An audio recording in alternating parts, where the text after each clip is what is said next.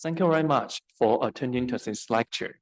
So I'm Hui Jing, an assistant professor at Hong Kong U. Yes, I'm the moderator for today's lecture. So today we are very privileged to have Andrew Fei as our speaker and Professor Mark Xiu as our commentator. So before starting the lecture, please allow me to give a brief introduction of our speaker and commentator. So Andrew, our speaker, is a partner at King & Wood Mallesons.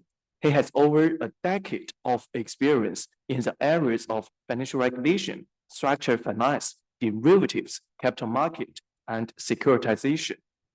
So Andrew has been quoted as an expert on various banking and finance matters in the international press, including the Financial Times and New York Times.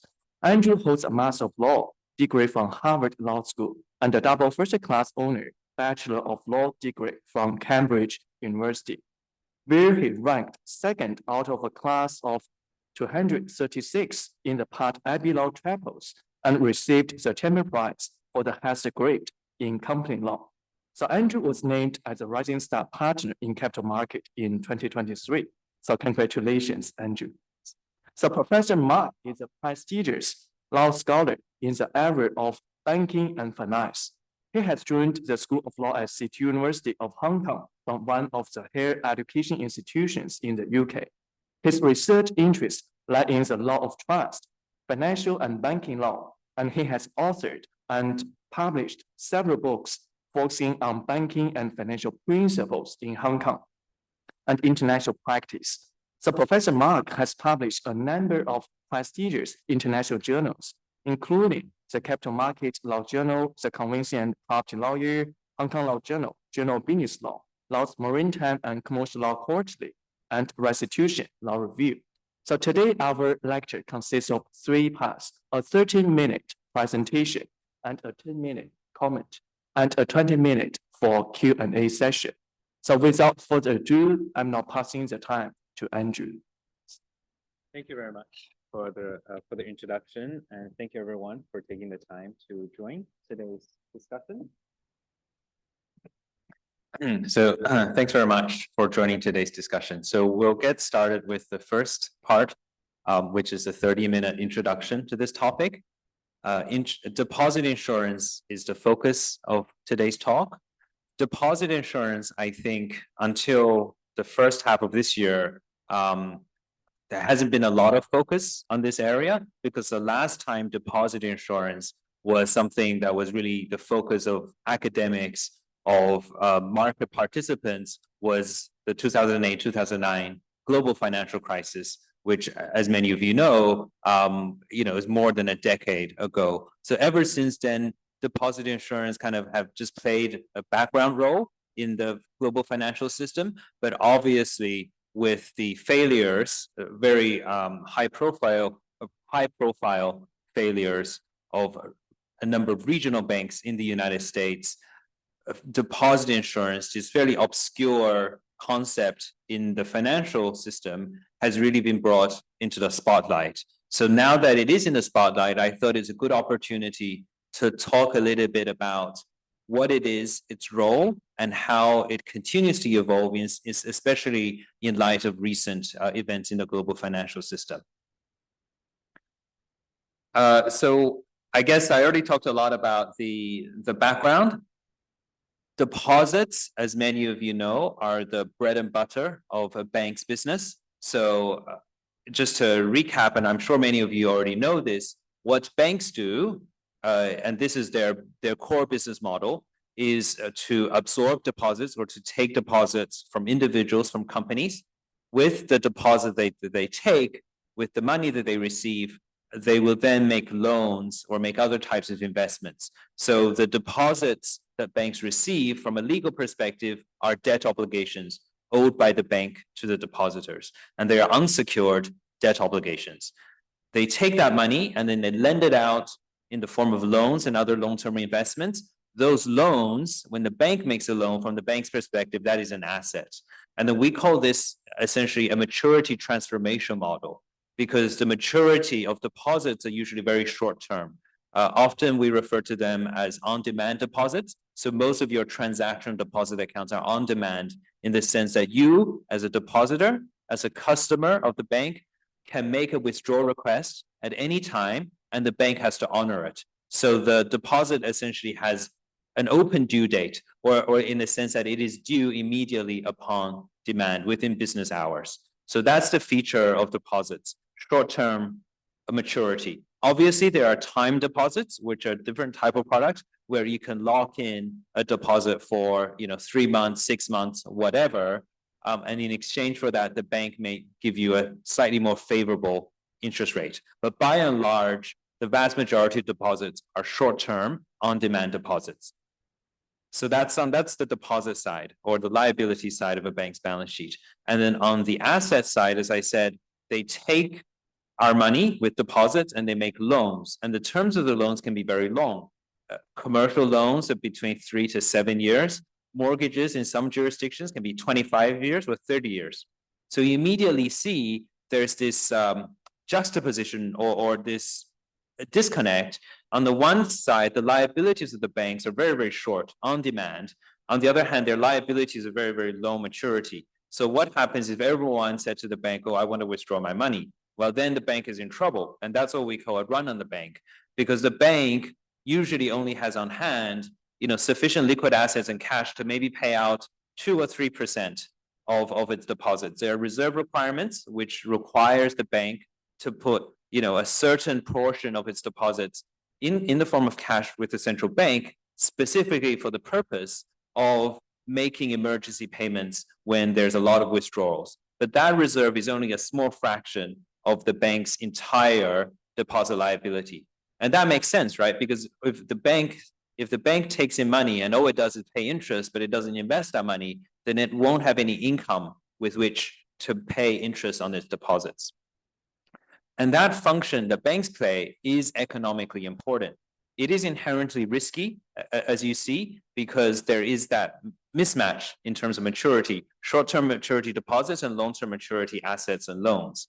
But it's an economically important function because the bank essentially takes the money from individuals and then makes long-term loans, and it therefore plays an intermediary function because it takes money from companies and individuals and puts them into an economically useful purpose by making investments and loans. And in the process, it transforms the maturity from short-term deposits into long-term loans. But that business model, even though it is economically useful, it is also inherently risky. And then that riskiness comes to the forefront earlier this year when we saw a number of bank failures. And because of those bank failures, people realized that their deposits are no longer safe at banks, even some of the biggest banks in the world. And that has led to a panic, and that has led them to look more closely at the terms and conditions of these deposit insurance arrangements that governments around the world have put together. And they quickly come to realize that there are limits to the scope of coverage of deposit insurance and also limits as to the amount that is insured. But before we go into some of the details things, I wanted to give this high level overview, and then we can then unpack some of the concepts. I think, as we say in the slide, a deposit insurance is basically a government-backed scheme that is aimed at protecting depositors. So in most jurisdictions, the deposit insurance is provided by the government. It may be administered by a financial regulator, or it may be administered by a government-owned corporation, but the money or the guarantee really comes from the government. So it's very much a sovereign or government function to provide deposit insurance. The details of each deposit insurance regime does vary from jurisdiction to jurisdiction, as we shall see, but they largely are modeled on the US deposit insurance model, which is not surprising because US still has one of the most advanced banking systems in the world. And certainly the modern banking model essentially was born out of the United States, and the modern fractional reserve banking central bank model really emerged from the United States. And because banking was there in the US quite early, and also because the capital markets were very developed in the United States, what happened in the 1930s was that a lot of the commercial banks, they realized, well, instead of taking deposits and making loans, say you take a deposit and you pay 3% interest rate on the deposit, and you make a loan and you earn 6%. So you basically make that differential between the 6% that you earn and the 3% you have to make to depositors. You basically have a margin of 3%, which is your profit margin. Instead of doing that, the banks thought, well, instead of making loans, why don't I just invest the money in the stock market? Because the stock could double overnight, or it could grow very quickly, and I could very quickly get my money back. I don't have to wait 15 years, 30 years for the principal to come back. I can invest something in the stock market. In a few days, it could grow 10, 20%. I could sell the stock and pay back my depositors, right? It sounds perfect. So banks started making risky investment decisions with customers' deposits. And obviously, when you invest in stocks, when you invest in the stock market, yes, there's liquidity in the sense that you don't have to wait 15, 30 years to get your principal back. You can just sell it, right, and to willing buyers. But the problem is stocks are inherently volatile. And then what happened, obviously, was the Great Depression occurred and banks lost a lot of money. And when they lost money, they don't have enough to pay back depositors. And the depositors were lining up, outside banks trying to withdraw their deposits, and a lot of US banks failed.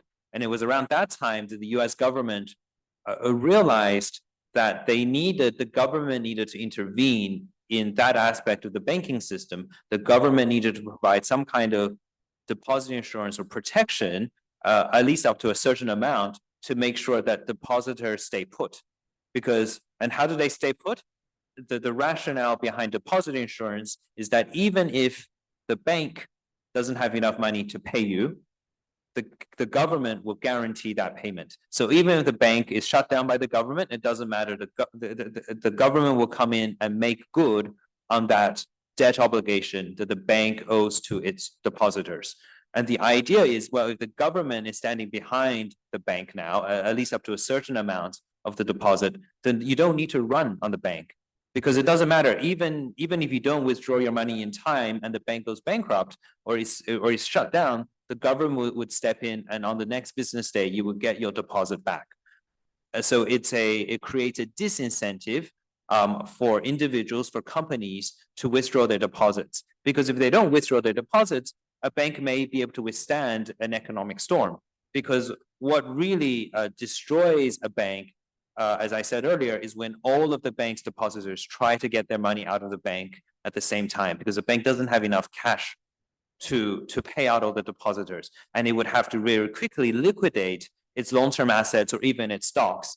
And when you have a big bank that's trying to liquidate those assets, that actually creates a negative feedback loop, because when a big bank is trying to sell its positions on the stock market or the debt market, the bank's position is so big that when it tries to sell that, there's not enough buyers on that market, and that drives the price down. So it sort of creates a negative feedback loop, which then eventually leads to the demise of the bank. But deposit insurance is intended to be a circuit breaker to stop bank runs.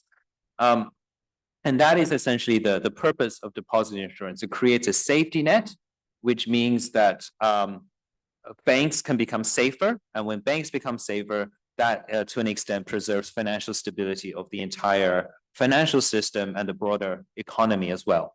But as we shall see, with the bank failures that we saw this year, we start to see some cracks in the system, some deficiencies in the design of the existing deposit insurance regime in the United States, which has been replicated in most other major jurisdictions around the world, including Hong Kong.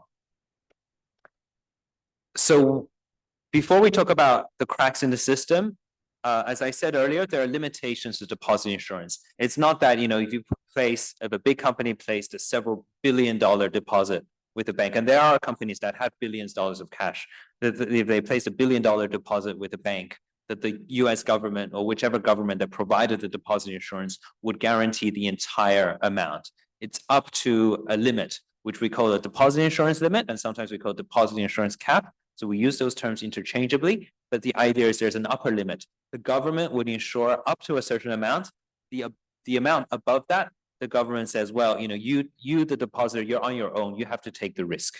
And then so in the United States, the current deposit insurance limit is $250,000. That number was a lot lower, 100 years ago when deposit insurance first emerged. It was, I think, around several $1,000s.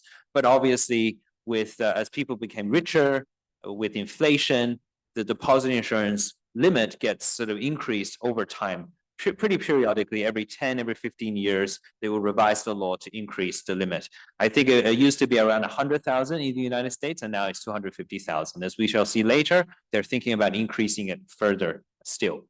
So for most people, for most working families, individuals, this is enough because the limit is on a per depositor per bank basis, which means that it doesn't matter how many individual accounts you have within one bank, they would aggregate all of that. And as long as the aggregate amount you have with one bank is less than 250,000, all of that would be safe, would be protected by deposit insurance.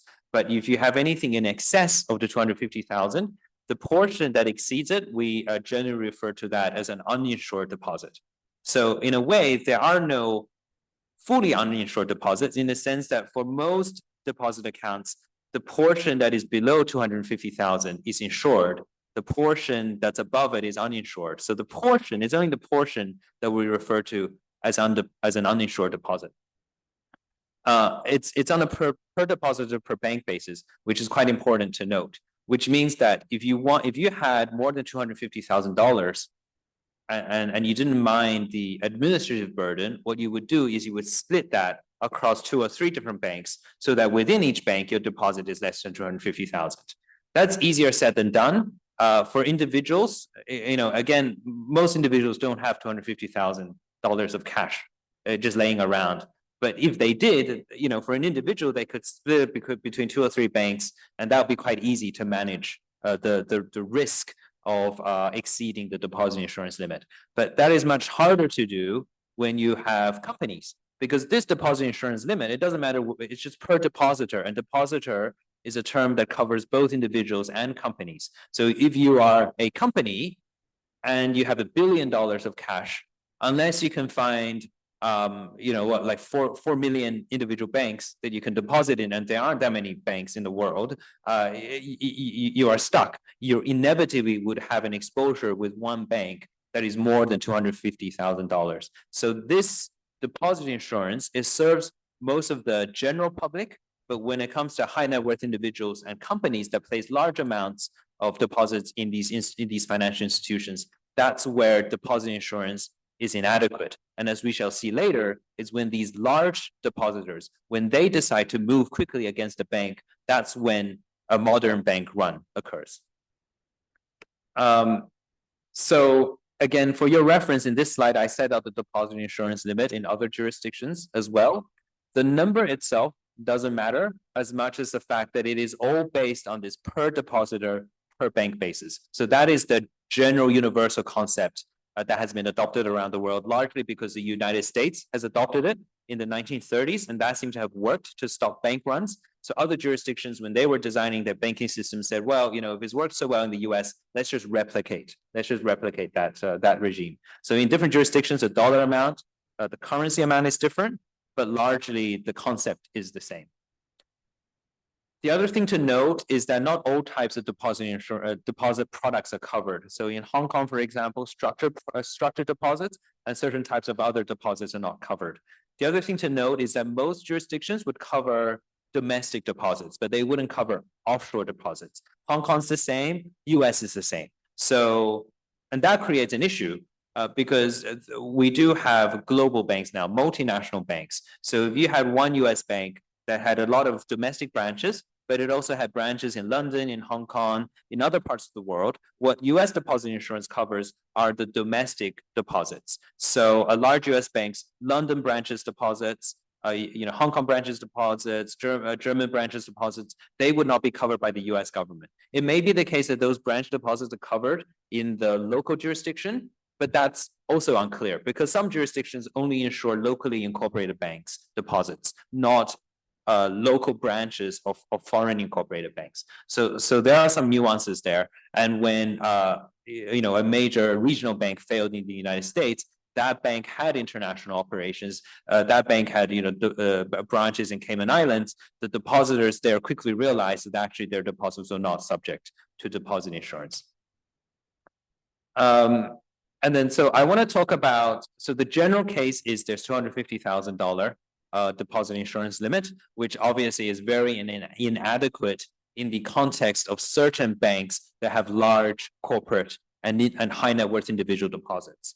So what did the United States government do? So the government does have some tools, as is the case in most jurisdictions, to deal with extraordinary circumstances or emergencies. And that is the case in the United States as well. So just a bit of legal background. In the United States, there is a law called the Federal Deposit Insurance Act. And that is the law that is the enabling law for the entire deposit insurance regime in the United States. And it is also the law that created the deposit insurance body, which is known as the FDIC, Federal Deposit Insurance Corporation, which incidentally also plays a regulatory role. So it is both a deposit insurer and a regulator, which is different to Hong Kong. Hong Kong, we have the deposit insurance board, deposit protection scheme board, but that entity itself does not regulate banks. In the United States, they thought, well, since the FDIC insures most deposits, which means that it is by far the largest deposit, it is the largest creditor of banks that fail, because once they pay the depositors of a failed bank, they basically subrogate, they step into the shoes of the depositors, and now they become unsecured creditors of the bank. So the FDIC says, well, if I'm already the biggest creditor, then it is in my interest to make sure the bank is run in a safe and sound manner, and is regulated properly. So I might as well also regulate the bank. So I'm both the biggest creditor of the bank when the bank fails, but I am also responsible for its day-to-day regulation, at least for certain types of banks. So the US banking regulatory regime, as many of you know, is very fragmented. There are the Federal Reserve, the OCC also play a role, but for certain banks, the FDIC is also a regulator. The Federal Deposit Insurance Act does have a provision which allows the US government to do special things when there's an emergency. And that was invoked when Silicon Valley Bank failed earlier this year. And Silicon Valley Bank is quite unique in several respects. One, it is the banker to Silicon Valley, as its name suggests. So major startup companies, but also fairly mature, they stayed with Silicon Valley Bank. So some of these companies, it has been reported, would have around $500 million of deposit with one single bank. So if you think about that, deposit insurance only covers the first 250,000 of that, which means more than 99% of the deposit is not insured by the US government. And there was a lot of these types of uninsured deposits held at this bank. I think around 92% of their deposit was uninsured. This bank, being in Silicon Valley, obviously very important to the startup ecosystem in the United States. And again, not just the startup ecosystem, the entire technology infrastructure in the United States. A lot of these companies would have regular bank accounts with Silicon Valley Bank, and they would be paying their employees out of those bank accounts, paying payroll. So if Silicon Valley Bank were to fail, and there will be uncertainty as to how much money the depositors can get back, but also if it were to fail, shut down its doors, then you won't be able to get your money out. Even if you can get your money out eventually, you won't be able to get your money out immediately. And that would mean that you won't be able to make payroll, and that would have knock-on effects to the economy, to your employees and their families. So from that perspective, Silicon Valley Bank, even though it was only the 16th largest bank in the United States, it had a very important role to play in that aspect of the US economy. And obviously technology does play an important role in the entire US economy as well. So looking at all of those things, the US government realized quickly after it took over Silicon Valley Bank. Initially, they said, we protect deposits up to $250,000. Uninsured depositors, you would basically have to file a claim like you would file a claim in bankruptcy, and then you would basically wait to see what happens. Over that weekend, the US government changed its mind because it realized the size of the problem or the repercussions if it did not take extraordinary action. So then it invoked this systemic risk exemption, which is a provision in the law itself, which basically says that if the FDIC, together with the Federal Reserve, after consulting with the US Treasury and the US President, realized that there were systemic risks to the financial system if they didn't take any extraordinary measures, then the government basically has a blank check. They can basically take whatever measure that is necessary to mitigate the systemic risk. And then basically what they did, as many of you know, was led to concerns. Because this systemic risk exemption, it sounds great, right? It gives the US government a blank check to rescue any bank. Historically, at least since the early 90s, there's actually been over 1,000 bank failures in the United States. A lot of the banks are tiny community banks with only $1 or $2 billion of assets altogether. So when they fail, people don't really get reported. People are not very much impacted. But the number of bank failures has been in the thousands in the United States. But out of those 1,000 or so banks that have failed in recent times, this systemic risk exemption has only been invoked 5 times by the United States government. So it's very, very, very, very unlikely that the government would regularly invoke this power, which means that just statistically, unless your bank is systemically important or unique in the way that Silicon Valley Bank was, you're not really going to get the extraordinary US government protection, which means your fallback position is really the $250,000 deposit insurance limit. So that got a lot of companies thinking, what can they do? And high net worth individuals, what can they do to mitigate against the risk that the reality is that deposit insurance has an upper limit of $250,000. So here, as I said earlier, are some of the ways they could do it. They could diversify their deposits across different banks. But again, there are limitations to that if you have a very large deposit. The other thing is to monitor the bank's financial health. If there are reports that the bank is in trouble or is not paying dividends, or the banks themselves do have to make disclosures. Luckily, most of the large banks are listed companies. And if there are there are significant losses, there are significant changes to the nature of the business, they do have to make timely deposits. They're timely disclosures. So investors and depositors can monitor that.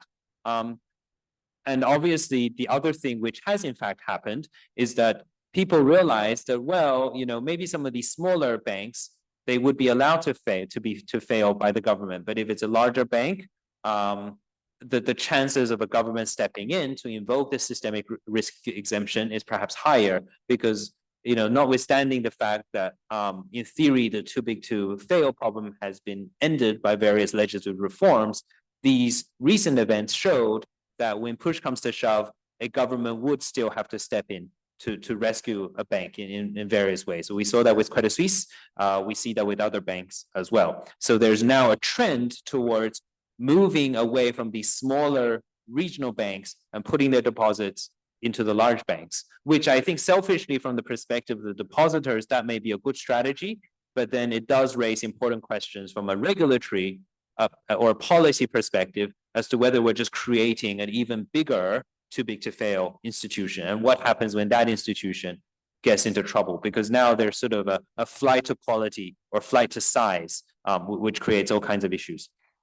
So that's the practical kind of solutions. And then I think in the few minutes we have left before the first 30 minutes ends, I just want to briefly talk about reforms, because the current law is $250,000. There are these shortcomings that regulators realize. So what are we going to do about that? So the United States government fairly quickly, as you can imagine, because there's been a lot of finger pointing, very quickly came out with a report that suggested 3 potential ways of reforming the current deposit insurance scheme in the United States in light of what happened with Silicon Valley banking, in light of the recent bank failures in the United States. And then so the 3 are limited coverage, unlimited coverage, and targeted coverage. And they said in the report, why do we need to do this? Because things have changed. The deposit insurance scheme that we set up back in the 1930s, in a way, is no longer fit for purpose because banks are different now. Why are they different? Because if you look at the statistics, there is a lot of unsecured deposits concentrated at some of the biggest banks. So deposit insurance is not enough to make depositors stay, because for a lot of the influential, the largest depositors, most of their, only the first 250,000 of their deposit is insured, which means, as you can see from these statistics, among the top 1% of the US banks by size, around 40% of them have uninsured deposits, which make up more than half of their deposits.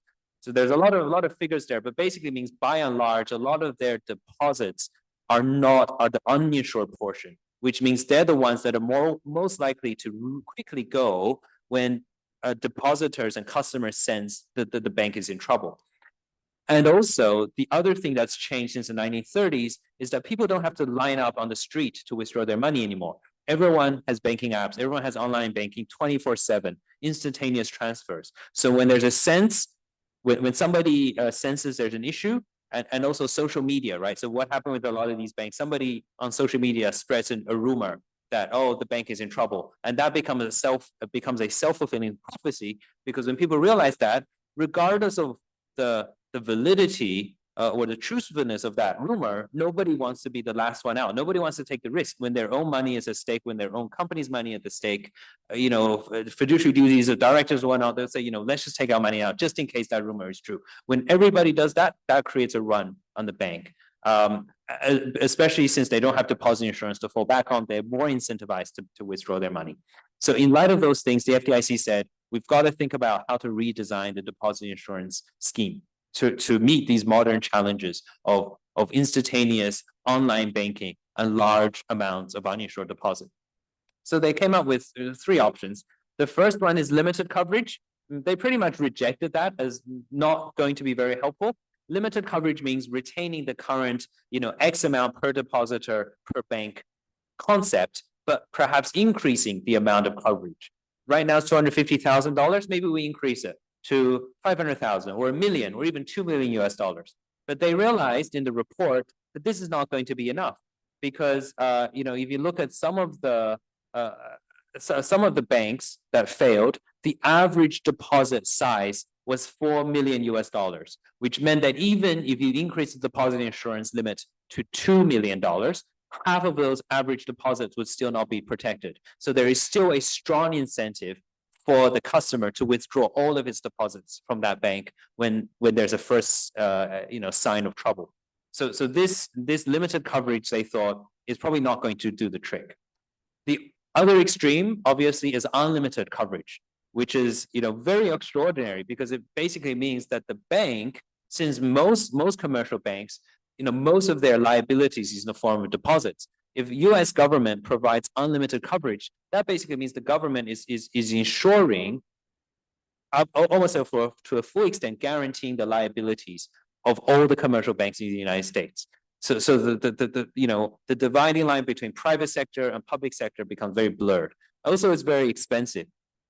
There are trillions, hundreds of trillions of dollars potentially of deposit liabilities. US government will be insuring, guaranteeing all of that. The contingent liability of the government becomes, very, very significant. And the other thing that I didn't mention about deposit insurance is that it's a user pay-based system, which means that banks pay insurance premiums to the government in exchange for the benefit of deposit insurance, just like you and I would pay premiums to our insurers in exchange for health insurance or other types of property insurance. If the insurance coverage just goes from $250,000 to unlimited, then the premiums would go up by a significant amount as well. And then what the banks then do is they would then pass on that cost to the customers as well, because the bank is not going to be able to absorb all of those. They'll pass down cost to customers, which means that you probably won't be able to open a regular deposit account that is fee-free. You may have to pay significant fees to even just have basic banking services. And that obviously has all kinds of implications to the inclusive finance and all kinds of social issues. So that one, the FDIC said, it doesn't quite work either. It's too extreme. And also it creates a moral hazard, because if you're a bank, you're a CEO of a bank, you realize, well, even if I fail, my customers are never going to go away because they're fully insured. Then why don't I just take risks? I'll just gamble with sort of these deposits that I take. If I fail, the government's going to protect my customers anyway, and so my customers' investors give me a lot of incentive to basically take an extraordinary amount of risk with the assets that I have, because ultimately the government is going to provide the backstop. So currently the favored option that the FDIC has is known as a targeted coverage model. And that means that for most types of deposits, it's still subject to the $250,000 current limit. That does not change. But for a particular category, a special category of deposit, which is known as the business payment account, those types of deposits get more deposit insurance coverage or even unlimited deposit insurance coverage. So why do they warrant special treatment? It's because the business payment accounts are basically accounts where large companies use to make payroll. They basically put the money in there in order to pay employees, in order to pay their expenses. So they always have large sums. And also, if those deposit accounts are not protected, that could have systemic risk repercussions or broader economic repercussions. So we want to protect this type of deposit account, but not the others to the same extent. But the problem, as lawyers would know, is that it creates a loophole, because once the government creates a definition of, transactional account or business payment account, every single customer would try to meet that definition to get unlimited coverage or significant coverage. And then they start gaming the system. So it's really important to come up with a flexible but rigid definition to prevent these types of loopholes. And so the government is currently exploring that. So just quickly before we move on, Hong Kong is also thinking about its own deposit insurance reforms.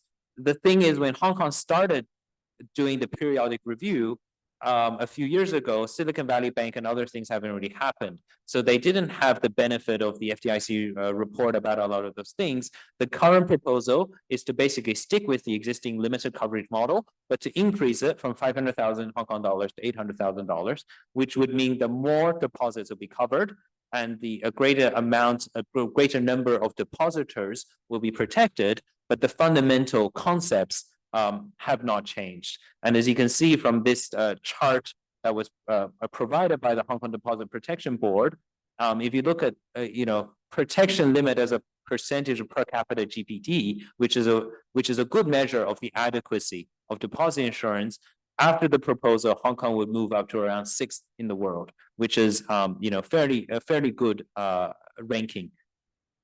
So that's all I wanted to talk about deposit insurance. I think some of the other topics are just covered in the slides, but we won't have time to go into it. I think the key message about all of these things is that deposit insurance itself is never intended to prevent bank failures altogether. It is a way to mitigate some of the risks of bank runs, but it is never there to make sure that no bank would ever fail ever again. And similarly with regulation, it's designed to reduce the risk or the probability of failure, but no regulation or law can say that a commercial business, a private business can never ever fail. It's no way to prevent that. There are inherent risks, as I said, in the banking business model, but those inherent risks come part and parcel with the economic function, the important economic function that banks provide. So there is no perfect solution, unfortunately. But I think it's still worth for us as a group to explore and discuss these issues, because I think they are quite important in terms of the financial system, and especially in Hong Kong, given the important role that banks play in the Hong Kong economy. Thank you very much, Andrew, for your very insightful presentation. Now let's go to the commentary part. So Professor Mark Xiao, you have 10 to 15 minutes for making the comments. So I'm now passing the time to you. Okay, right. Thank you, Jinghui and Andrew, for that informative and useful things about the US. When I first heard about the SVB situations, I also wondered myself what happened to the last decade's financial crisis that promote the new regulatory structure about liquidity risk, and why did it never have that being scrutinized on the stress test? So I'm basically going to start a few comment points. I think that was very useful to understand nowadays how the policy initially, when the DIS was initially founded, is to prevent the panic and cause a bank run. It's no longer valid anymore because you just pointed out that essentially it's about liquidity, how the bank preserve its asset. And that's what happened in the last decades. We see the gradual implementation of liquidity risk into the bank. And that's why we make all the financial market a bit more slower in its development, because you can only, for example, a pound for pound business, and that creates a lot of rigidity. Right. So it kind of really shows that the relationship between these two, the liquidity and the deposit insurance scheme, they should bundle up us together and to make a more healthy systems. And we see the evidence from Northern Rock to the SVP today that essentially is not really the DIS that start the bank going to bankrupt, is actually liquidity. And that leads to the second comment, which I think is quite interesting, because it reminds me reading article written by William Easett, the chairman of the FDIC, but in 1980s. He talks about insurance scheme was actually to prevent the panic. But turns out his belief notion is no longer valid nowadays, because you just mentioned it, in terms of SVP, those wealthy individual or corporate depositor could transfer their money out instantly in next day. And turns out the real reason for the government to step in was to make sure that they were able to pay the startup employees, companies next day, rather than the preventions. And so that was quite interesting observation I gathered from your speech. But that leads to the next one about using the individual, wealthy individual depositor to exercise a censorship over the bank. Because if the money is being capped only up to a certain level, then these wealthy people, they tend to be able to take the initiative. They had the money to hire a lawyer and to scrutinize the company, the banks, sorry, not the bank, as to how they operate in terms of their asset liability. But now you show me again, it's otherwise, because they rather to move their money quickly instead of exercise that power. So the market discipline for related to the cap, it doesn't seem to work anymore in that point. And I think this less in your speech on detail, but I think I can add it on a bit, is the funding of DIS. You mentioned it touch on the premiums, and I think that has a very strong correlation to how a government want to see the bank prosper in the future. Because if you set the limit higher to cover, naturally the premium goes higher, like you say. And mind you, we already have liquidity tests. And then we also have the bank reserve requirement to put it in with the government. And if you're going to take the higher ratio coverage, then the premium goes up higher on the bank. Then therefore, it into the bank's margin or the cost of funding. And that makes bank more difficult to operate in the future to profit. And so that pretty much is my 3 comments. But I would like to know, my question really is, would you mind to share, if I was wrong or not, what sort of point at time when the liquidity ratio test to do with the SVP? That's why in the beginning I was wondering, when I heard the news, had they never able to do the stress testing on the SVP prior to things occur like that? Yeah, I'm very happy. Thank you so much for your commentary. I'm very happy to talk a little bit more about liquidity. Do have some slides on this. I'll put it up on the screen just for your for everyone's background. We won't talk through the slides, but as Mark said, liquidity has always been an issue with banks, and to an extent, the 2008 and 9 crisis was also about liquidity. When Lehman Brothers failed, it was because its counterparty decided not to lend it money. And Lehman was very much dependent on commercial paper, capital markets, short-term borrowing. When that dried up, it didn't have enough money to continue to do its business. With the bank runs that we saw earlier this year, it's actually quite interesting because these banks were not doing sophisticated securitization or derivatives. They were just doing plain vanilla traditional banking services, but they still are prone to a liquidity crisis, to a bank run. And then so when in 2008 and 2009, when that financial crisis happened and regulators realized that liquidity is just as important as balance sheet solvency, as Mark was saying, they did come out with a series of regulations that require banks to meet minimum liquidity requirements, because traditionally banks had to meet minimum capital requirements. They have to have enough equity or rainy day fund out there to absorb losses. But now they also have to meet certain liquidity standards. And the one that you often would have heard reported in news is the liquidity coverage ratio. This idea is that you have to have enough highly liquid assets, cash, US treasuries, certain bonds. But how much liquid assets you need to have enough to withstand a 30-day liquidity stress scenario, so like a stress test. But then how do you know how much money you would lose in that 30-day period? Well, the regulators tell you, in the sense that they prescribe specific outflow rates for you to determine what your net cash outflow would be during a hypothetical 30-day stress period. And when they calibrated that, I think they took into account historic figures, from the 2008-2009 financial crisis and earlier bank failures. But obviously back then, bank runs didn't happen as rapidly because we didn't have mobile apps, right? Even 2008, 2009, the iPhone was just invented a year ago. So they didn't have instantaneous banking yet. But now everything is a lot more rapid. So if you look at the liquidity coverage ratio, for example, it assumes that certain deposits run off during this 30-day period.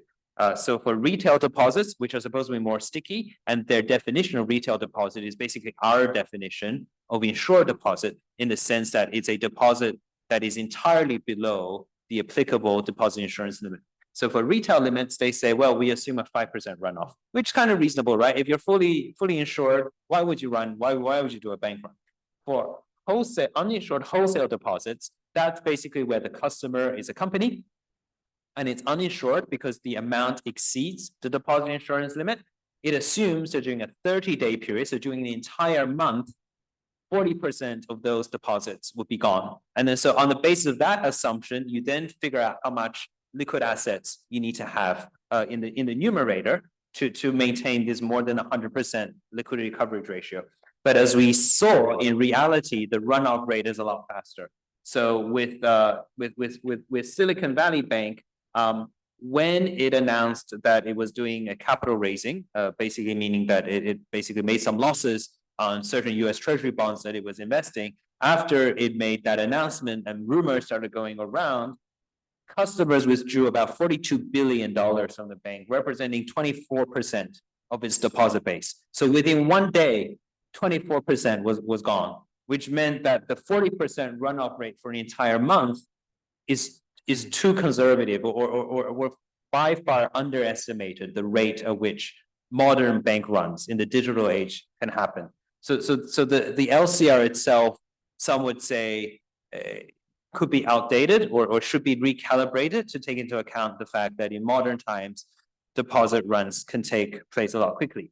The other point that is also very crucial is that in the case of the US regional banks that actually failed, they were not even subject to the LCR. So that's the bigger issue. The United States banking regime, as many of you know, is very complicated. There are very big banks in the United States. There are also very tiny banks, community banks. So the banks across the full spectrum in terms of size, sophistication, international presence, and therefore systemic importance. So as is the case in most jurisdictions, the regulators don't apply a one-size-fits-all approach to banking regulation. They don't say that the rules, the full suite of rules that applies to the biggest banks on Wall Street also applies to the tiny banks. Because if you expect a tiny, $1 billion community bank to comply with the same rules that a $3 trillion JP Morgan has to comply with, that would destroy the community bank in terms of compliance costs. So they say, well, smaller banks, you're subject to fewer rules. So it's a tiered approach to banking regulation, and there are sort of clear asset-based and other metrics to determine which tier or which category you fall into.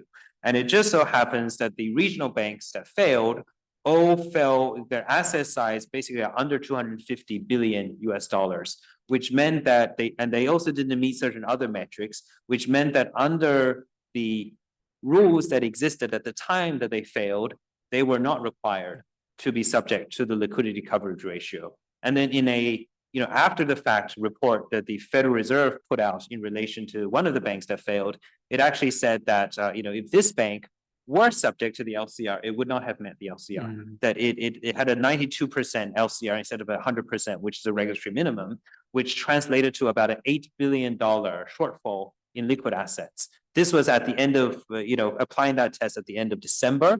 And they said, in March, which is a couple of days before it actually failed, the shortfall was about 14 billion. So if it had this hard regulatory requirement, it would have been in breach, which meant that it would need to liquidate some of its other assets or find other ways to put itself back in compliance, which meant they need to find 8 to 14 billion of sort of cash or cash equivalent assets. And maybe if it had that amount, that would have been enough for it to meet some of the early withdrawals and give the market confidence. It's hard to know. And again, as I said, the LCR itself is not designed to prevent all kinds of bank failures forever. It's not a silver bullet. And just a case in point on that, Credit Suisse, as many of you know, even though it technically did not fail, it was taken over by its biggest rival because it was on the brink of failure. A couple of days before Credit Suisse failed, its regulators, Swiss regulators, came out with a statement to calm down the market. And in that statement, it said that the Credit Suisse, basically they said Credit Suisse's the capital ratios and its liquidity ratios met the minimum requirements. So even days before Credit Suisse failed, it had a compliant LCR, which again gives you a sense that how quickly things can go badly for banks. So some of these regulatory metrics, they are useful, but they can become out of date very quickly because the balance sheet of these banks literally change hourly when there's a bank run. Thank you, Andrew. That's very useful to know. You saw my query already. Yes, thank you very much, Andrew and Mark. Now let's go to the final session of our today's lecture, Q&A session. So for the in-person participants, if you have any questions, please feel free to raise up your hands. So for the online participants, you can also submit your questions via the chatting box. So now let's open the floor for free discussion. And we would be most grateful if you can disclose your name and affiliation when asking the questions. Yes, that gentleman, yes. Hi. Thanks for the talk. I'm Lester from CTU LB. I follow LinkedIn and really enjoy reading your articles and so as a seminar. So I just happen to take the law of insurance. I have something about the applicable law in the scheme that we just talked about. My question is that whether the applicable law is the law of insurance in the sense that the disclosure standard is different from other forms of loans. For example, if I understand correctly, in the deposit insurance, the government is the insurer and the bank is the insured. So my question is whether the government can avoid paying for the bank's loss in the event that it found that the bank have moral hazard on its own or on the part of its clients. That's my question. Thank you. Great, thank you so much for the question. I guess in that sense, deposit insurance is a bit of a misnomer because it is more like a guarantee. We call it insurance because economically it is what it is that, and banks do pay premiums to the government, but the government won't be assessing the bank in the same way that a traditional commercial insurer would do. Because the perspective of a traditional insurer, the first thing they see is they want to see, well, did you make any mistakes? Did you lie in your insurance application? Try to find a way not to pay you, right? Because that's their business model. They want to receive premiums, but they want to be very, very prudent when it comes to paying claims. Because if there's any inaccuracies, if they don't have to pay, contractually they're not required to pay. When the government provides deposit insurance, it does so more from a policy perspective. So it is not going to be as picky, even though the bank may have been mismanaged, and that's why it failed. The government would not, on that basis, say, I'm not going to pay the customer anymore. because it's not really the customer's fault that the bank may have been mismanaged or got into trouble. So the government would still make good on that deposit insurance obligation. So in that respect, it's more like a guarantee, almost an unconditional guarantee, as long as the deposit, as long as you have a deposit, as long as you're within the limit, as long as you're a customer, as long as this is the bank, the basic facts are set. We don't question the reason why the bank has failed. We just pay you. But then once the government does that, then obviously it subrogates itself into the shoes of the depositor, and then it becomes a creditor of the failed bank. And in that respect, the government would obviously try to recover what it can from the bank, from the sale of its assets. And obviously, if there have been gross misconduct by the bank, then the government could take action against senior management and other things. But the short answer is deposit insurance in that sense is different to the commercial insurance contracts that you know about. Thank you, Mr. If I just have a quick follow-up, am I right in understanding that it's more like a keep well deed, like something like along the lines of that? So that the government is guaranteed to keep well of the banks in case of bank failure? I would say, I guess keep well deeds do say different things. I would say it's more like a hard guarantee. So keep wells themselves, as you know, is as a general commercial obligation, contractual promise, which says that I will keep well this particular entity. Literally, I will make sure it has enough resources to meet its obligations as they fall due. I will make sure that it's financially healthy. But that actually is quite different from a guarantee, because a guarantee is more than that. It's not just a contractual promise to keep it well. It's a contractual promise to pay if they fail to pay. So keep well, for example, going back to first principles, if somebody breached a promise to keep it well, the measure of damages, you sue them for breach of contract, but you have to prove damages, right? And then if you can prove damages, then yes, they breached the contract, but you won't be able to recover anything. With a guarantee, it basically is a money claim. So for whatever reason, if the primary obligor fails to pay, you can sue the guarantor for the full amount without having to prove loss or without having to prove anything. So the guarantee is a stronger form than a keep well. So I would argue that when governments provide deposit insurance, it really is in the form of a hard guarantee as opposed to a keep well. Emily, yes. Thank you. Thank you very much for the very informative and engaging speech that you made. I have two questions. You don't have to answer both. The first question is, I remember moral hazard was cited as one of the objections to the unlimited coverage. But I wonder, can it really happen?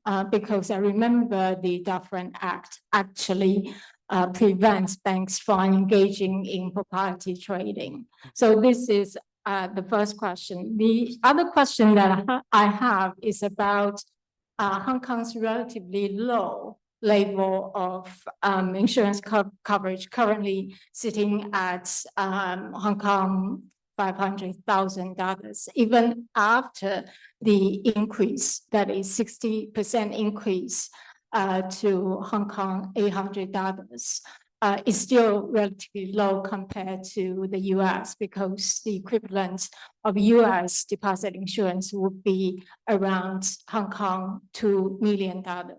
In fact, my understanding is one of the drivers for Hong Kong to increase the insurance coverage is because of the IMF FSAP report in 2021. FSAP stands for Financial Sector Assessment Program. And this is a joint effort by IMF and World Bank, as you know. I remember reading it, in which it says IMF was concerned about the relatively low level of deposit insurance in Hong Kong relative to a few countries, for example, Singapore, and even China, as well as the US. So I'm actually quite curious. I think it's quite intriguing how come with this relatively low level of insurance coverage in Hong Kong can actually rank the ninth, and after the 60% will be moved up to the sixth. Thank you. Thank you so much. So I'll answer the moral hazard one, and then we'll answer the more interesting one about the level of protection. So moral hazard, I think you're absolutely right that when we talk about moral hazard, it doesn't mean the banks can just become cowboys, because they don't just operate in a vacuum. They do operate in the context of a series of very stringent regulations. As you say, proprietary trading is banned, certain other activities are prohibited.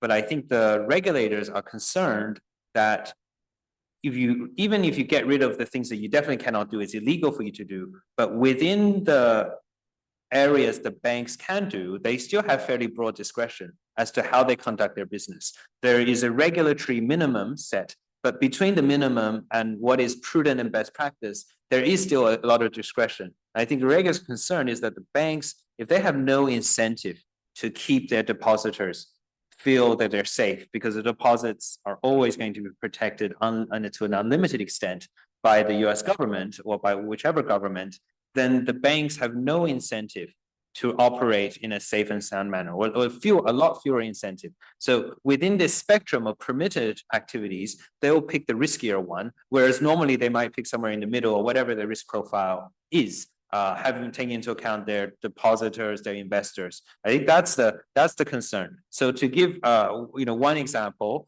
definitely proprietary trading is banned, but making loans has always been allowed. And I know there are some rules about you've got to do some due diligence, but say a bank could normally, the rules are not granular enough to say how much due diligence or the extent. So say the bank would normally spend 20 or 30 hours doing a due diligence on a particular borrower. If it had no incentive to do that, it might say, well, I'll just do an hour. It's still due diligence, so I still comply with the law. But by doing only an hour instead of 20 or 30 hours, it won't be able to uncover a lot of the problems. And those problems could accumulate and cause losses to the bank. So I think that's the concern. But you're absolutely right. It's not that the banks will just go crazy, but they will become slightly crazier, which creates a regulatory concern.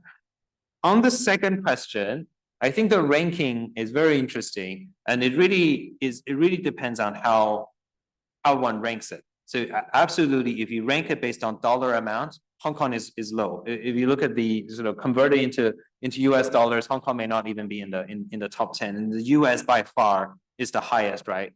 Much higher than UK or Germany, which have similar levels of GDP per capita, but a lot higher. And I think largely that's perhaps the historical reasons. When the 2008-2009 financial crisis happened, people were really worried that the US financial system would collapse. So they probably felt like we need to send a strong message that your deposits are safe. So let's just increase it to 250,000, even though that's probably more than enough. But actually it turned out to not be enough. But they wanted to send a strong signal. The other historical reason why the US level is quite high is what happened actually during the couple of years after the global financial crisis. They actually, for a period of time, did provide unlimited coverage to certain transactional accounts for 2 or 3 years.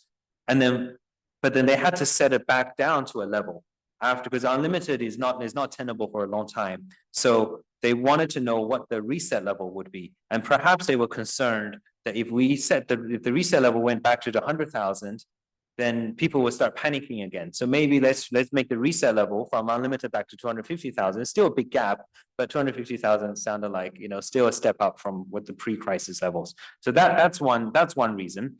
You're absolutely right about the IMF.